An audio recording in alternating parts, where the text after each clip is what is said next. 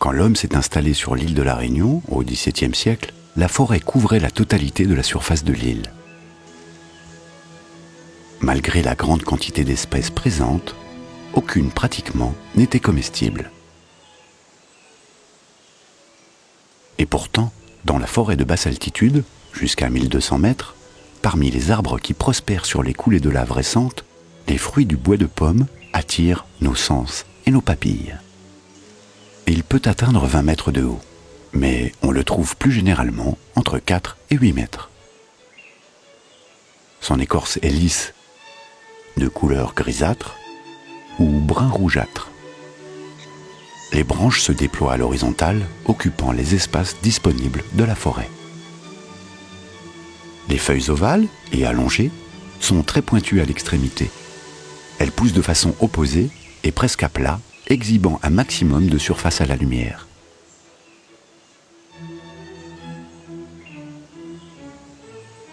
Jusqu'au mois de décembre, les fleurs apparaissent, à l'extrémité des rameaux, accrochées aux branches, ou directement sur le tronc, les fleurs s'épanouissent partout. Il semble que le seul objectif de la plante soit de se faire remarquer. Dès le lever du soleil, les abeilles visitent inlassablement les fleurs grenats. De nombreux cœurs roses s'ouvrent et balancent doucement leurs étamines dans le vent.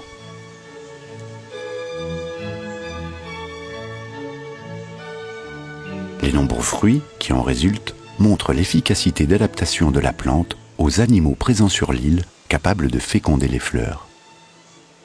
Ils ressemblent fortement à de petites pommes, tant par leur forme que par leur couleur.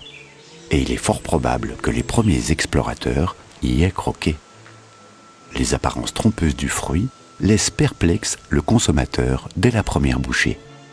Le goût est décevant, acidulé et astringent, très légèrement sucré.